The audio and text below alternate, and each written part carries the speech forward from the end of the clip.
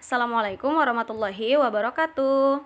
Bagaimana kabarnya hari ini? Semoga kamu dalam keadaan sehat ya abang kakak, dan semoga kamu juga masih semangat untuk mengikuti pembelajaran kita hari ini. Bertemu lagi dengan Miss Eka, yaitu dalam mata pembelajaran tematik. Nah, hari ini kita akan melanjutkan pembelajaran kita masih di tema 1, yaitu selamatkan makhluk hidup.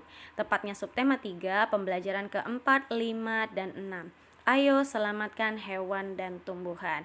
Sebelum kita mulai pembelajaran, kita akan mulainya dengan lafaz basmalah. Bismillahirrahmanirrahim.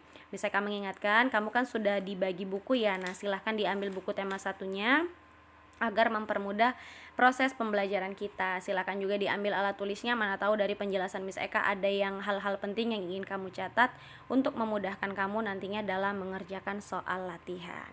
Kita lanjutkan pembelajaran kita. Di sini ada tujuan pembelajaran. Yang pertama, setelah membaca kesimpulan dari teks laporan hasil pengamatan, siswa mampu menyebutkan pokok-pokok penting dengan tepat. Kemudian yang kedua, setelah membaca komik tentang penerapan sila Pancasila, siswa mampu menemukan contoh pelaksanaan sila Pancasila terkait peduli tumbuhan ataupun hewan. Dan yang ketiga, setelah membaca informasi tentang ASEAN dan kondisi geografisnya, siswa mampu menyebutkan kehidupan sosial budaya, ekonomi, dan politik dari dua negara ASEAN dengan benar. Nah, perhatikanlah lingkungan sekitarmu. Pasti di lingkungan sekitar kamu dan lingkungan sekitar kita ada banyak sekali hewan ya kan abang kakak. Nah, coba di sekitar kamu atau bahkan ada yang memelihara hewan, coba apa saja biasanya hewan yang pada umumnya dipelihara oleh manusia. Iya, kalau kita kan umat Islam tidak bisa memelihara hewan anjing ya. Kenapa? Karena memang itu termasuk salah satu hewan yang najis. Jadinya takutnya mengganggu ibadah kita. Tapi bukan berarti kita tidak menyayanginya. Salah. Walaupun dia hewan yang najis, tapi kita harus tetap menyayangi hewan tersebut walaupun tidak dipelihara, tidak seperti kita menyayangi kucing pada umumnya. Setidaknya kita tidak menyakiti, kemudian tidak merasa bahwa anjing itu menjadi hewan yang mengancam ketika ada di sekitar kita. Nah, biasa kan hewan peliharaan itu ada seperti ayam, kemudian ada juga bebek, ada yang pelihara kucing ya pada umumnya biasanya ini. Nah, jadi masih banyak lagi selain hewan peliharaan, juga pastikan banyak hewan yang ada di sekitar kita, contohnya seperti burung. Kemudian ada lagi mungkin jika kalian pernah tahu di sekeliling pasti ada yang namanya pertunjukan topeng monyet, ada hewan seperti monyet. Lain hal lagi di kebun binatang. Kalau di kebun binatang sudah jelas banyak sekali jenis-jenis hewan. Nah, tahukah kamu bahwa menyayangi hewan adalah wujud dari rasa syukur kita kepada Tuhan Yang Maha Esa?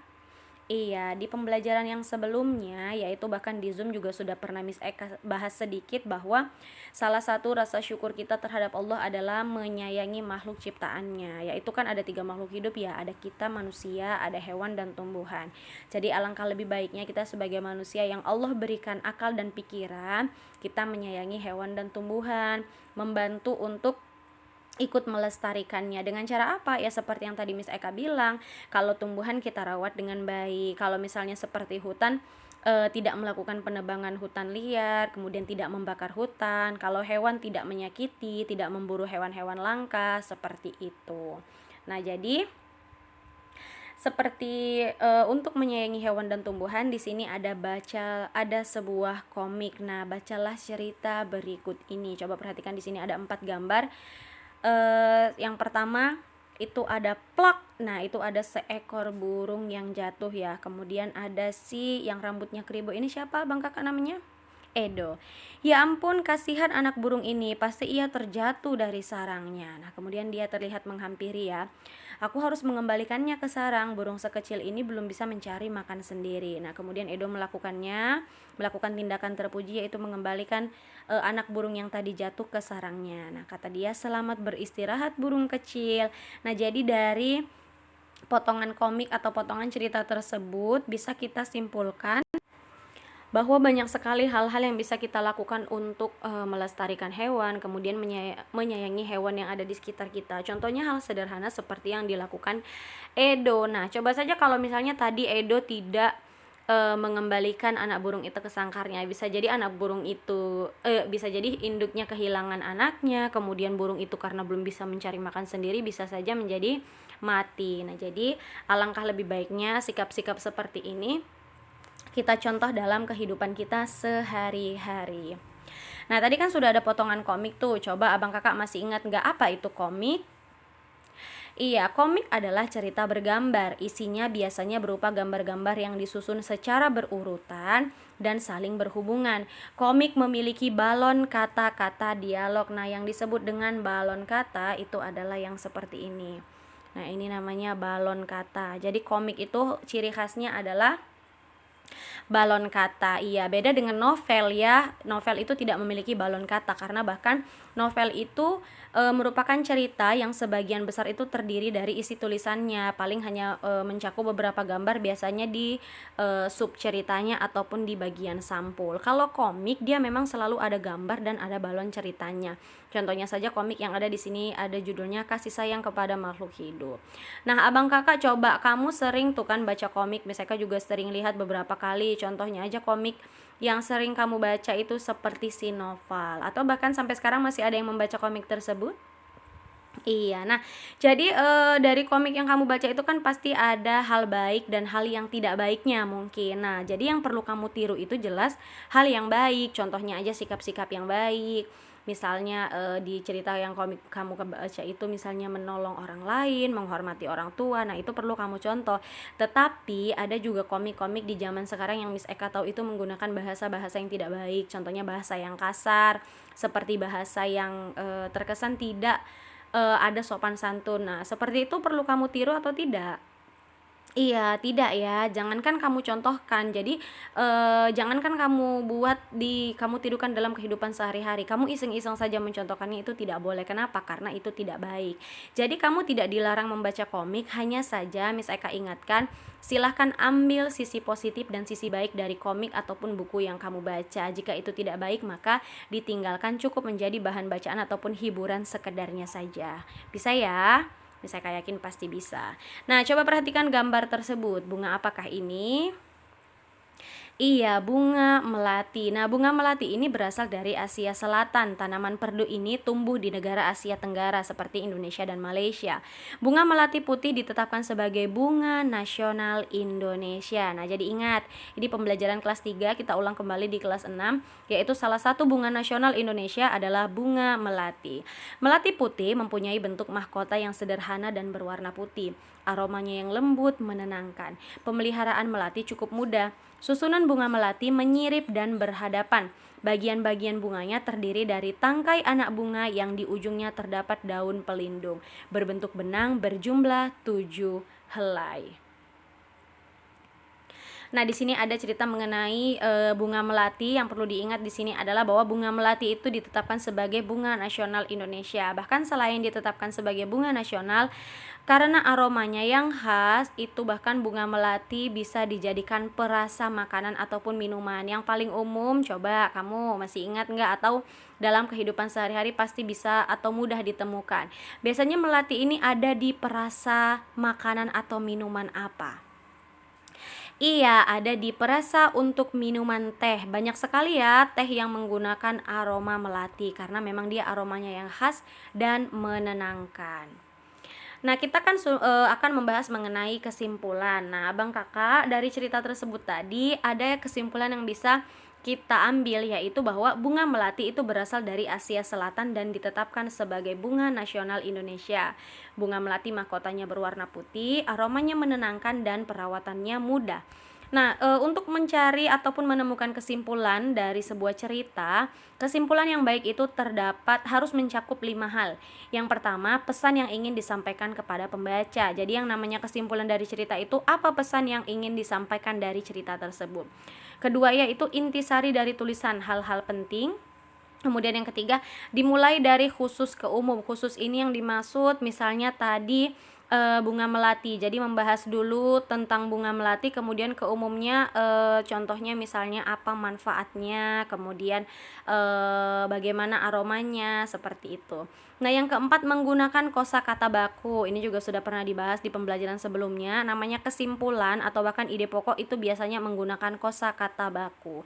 Dan yang kelima, suatu pernyataan yang dibuat berdasarkan ide pokok dan kata kunci dari kalimat penjelas dengan kalimat sendiri. Jadi berhubungan dengan yang keempat tadi, namanya kalau sudah menggunakan kosakata baku biasanya itu dia mencakup ide pokok. Jadi kalau sudah menemukan ide pokoknya bisa kita tarik kesimpulannya. Nah, jadi ingat ya, ini adalah 5 poin yang harus diingat jika ingin menyimpulkan ataupun jika ingin menarik kesimpulan dari suatu cerita yang dibaca. Nah, beralih ke materi IPA, yaitu coba perhatikan gambar di slide Miss Eka. Tumbuhan di Indonesia. Coba kamu perhatikan di sini ada 3 gambar. Coba yang bagian paling kiri itu merupakan gambar apa, Abang Kakak? Iya, itu merupakan gambar rempah ya. Ada kunyit. Nah, seperti itu. Kemudian yang di bagian tengah itu ada gambar apa? Coba pernah lihat atau tidak, atau bahkan ada kamu yang merasa, oh sepertinya saya pernah mengkonsumsi ini, Miss. Nah, coba yang bagian tengah itu gambar tanaman apa? Iya, benar sekali. Yang di tengah itu adalah gambar buah bit. Nah, jadi biasanya ini buah yang berhubungan dengan biasanya untuk membantu kesehatan kita. Yang paling kanan ini merupakan gambar apa, Abang Kakak? Banyak jenisnya ya. Nah, di situ ada jenis-jenis beberapa tanaman tuh. Nah, jadi ketiga gambar ini merupakan tanaman yang ada di Indonesia. Di sini dikatakan bahwa tumbuhan di Indonesia banyak yang dimanfaatkan sebagai pewarna. Contohnya kunyit digunakan sebagai bahan pewarna apabila kita membutuhkan warna kuning. Tanaman bit, nah itu yang di bagian tengah menghasilkan warna merah. Sedangkan warna hijau itu bisa diperoleh dari sawi dan pandan. Nah, apalagi pandan ya kegunaannya sangat banyak. Dimulai dari pewarna, kemudian perasa, kemudian menghasilkan aroma. Apalagi kalau mama kita mau buat kolak di rumah biasanya menggunakan pandan. Bahkan masih banyak lagi makanan-makanan lainnya khas Indonesia yang menggunakan pewarna alami dari tumbuhan khas Indonesia sendiri, kemudian juga aromanya diambil dari tumbuhan itu sendiri. Nah, di sini kita akan membahas kembali mengenai daun pandan. Di sini ceritanya adalah daun pandan yang wangi. Coba adakah yang belum pernah melihat daun pandan? Iya, kalau belum boleh coba dilihat kembali di sekitar rumahnya, mana tahu ada daun pandan. Nah, tapi Miss Eka rasa sih daun pandan ini adalah tanaman yang sangat banyak ditemukan ya, karena memang menanamnya juga tidak susah, merawatnya juga tidak susah, bahkan dia tidak perlu perawatan, hanya perlu disiram pun rasa Miss Eka tidak perlu terlalu sering setiap hari seperti kita merawat tanaman yang lainnya. Nah, di sini katanya bahkan daun pandan itu merupakan tumbuhan semak. Daun ini banyak tumbuh di negara-negara Asia Tenggara, contohnya di Indonesia. Tanaman pandan disebut dengan nama pandan wangi atau pandan rampe. Penduduk Thailand menyebutnya dengan nama bai toi. Sedangkan di Vietnam, daun pandan itu dikenal sebagai la dua. Helai daun pandan berbentuk pita, tipis, licin, dan berujung runcing. Ukuran panjang daun pandan itu sekitar 40-80 cm dengan lebar 3-5 cm. Daun pandan berwarna hijau. Masyarakat memanfaatkan pandan sebagai rempah-rempah dan sebagai bahan baku pembuatan minyak wangi. Daunnya harum apabila diremas atau diiris-iris. Tanaman ini sering digunakan sebagai bahan penyedap, pewangi, dan pemberi warna hijau pada masakan. Nah, itu cerita atau teks penjelasan mengenai daun pandan. Nah, dari paragraf mengenai daun pandan yang wangi tersebut, kita bisa menarik kesimpulannya. Nah, perhatikan di bagian bawah. Kesimpulannya adalah daun pandan adalah tanaman yang tumbuh di Indonesia, Thailand, dan Vietnam. Daun pandan berwarna hijau dengan daun berbentuk pita, tipis, licin, memiliki panjang sekitar 40-80 cm dan lebar sekitar 3-5 cm. Dan runcing. Daun pandan juga sering dimanfaatkan sebagai rempah-rempah oleh masyarakat. Nah, jadi seperti itu. Bahkan dari satu paragraf yang singkat pun kita bisa menarik kesimpulan. Nah, insya Allah paham ya bagaimana cara membuat kesimpulan. Yang penting kamu tahu apa inti dari cerita atau teks tersebut, temukan ide pokoknya, kemudian biasanya dia menggunakan kosakata baku, juga menyampaikan atau ada pesan yang ingin disampaikan kepada pembaca. Nah, beralih ke hewan, coba perhatikan. Ini adalah hewan namanya Oa pileated.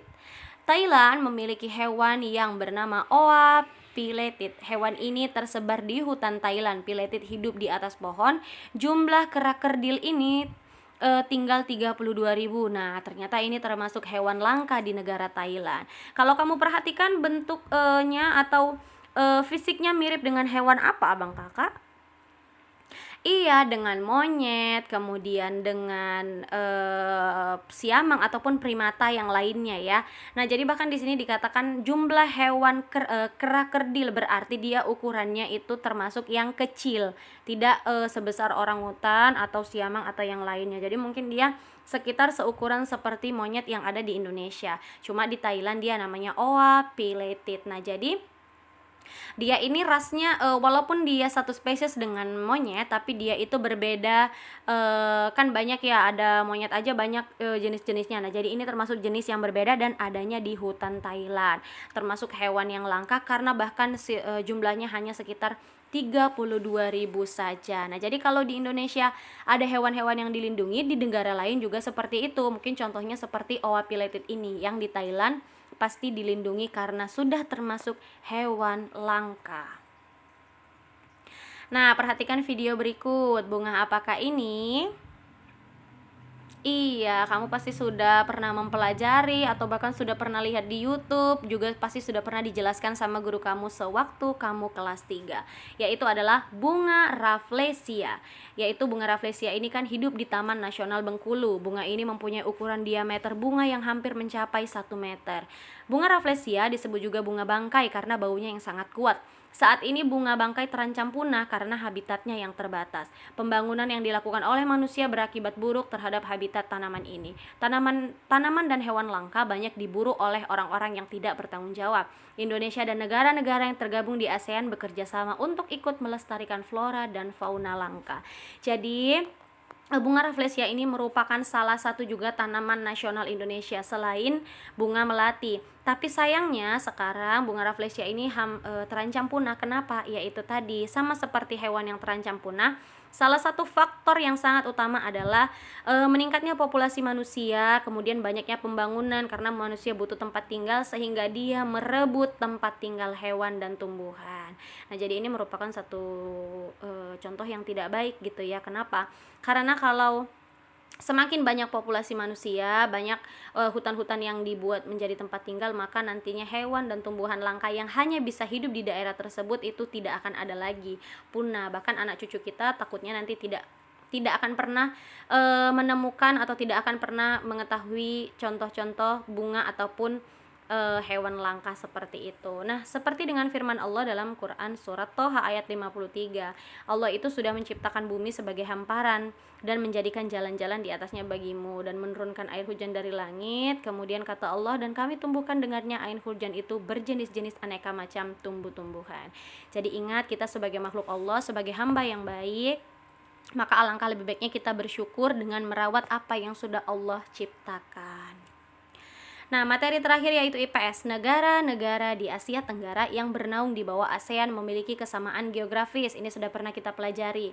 Nah, oleh sebab itu banyak persamaan dari sisi budaya, flora, fauna, kegiatan ekonomi, dan politiknya. Kekayaan alam dan budaya negara-negara ASEAN sangat menarik perhatian negara lainnya. Nah, ini ada tabel perbandingan antara Indonesia dengan Thailand. Contohnya nih, di Indonesia tradisi minum teh yang diseduh di poci, maka disebut teh poci. Kalau di Thailand, ada teh yang disajikan dengan susu dan rempah-rempah dinamakan Thai tea atau Thai iced tea. Bahkan sekarang sudah sangat banyak dijual di Indonesia. Atau adakah di antara kamu yang sangat suka meminum Thai tea? Iya, kita sama. Nah, jadi bukan berarti kita melupakan teh khas Indonesia, tidak. Tapi memang mereka ini kan memiliki ciri khas rasa yang berbeda ya, Abang Kakak. Nah, itu bedanya antara Indonesia dengan Thailand. Kemudian Indonesia mengekspor minyak dan gas bumi, tekstil dan produk kayu. Sedangkan Thailand itu mengekspor beras. Sedangkan di Thailand juga pariwisata menjadi sektor utama kegiatan ekonomi. Nah, sistem pemerintahannya bagaimana? Kalau Indonesia Republik dipimpin oleh kepala negara presiden, kalau Thailand itu kerajaan, kepala negaranya adalah raja. Nah, itu adalah contoh perbandingan dua negara antara Indonesia dengan Thailand. Nah, kamu bisa juga tuh membandingkan negara-negara anggota ASEAN lainnya dari segi tradisinya, kemudian flora dan faunanya, kemudian sistem pemerintahannya.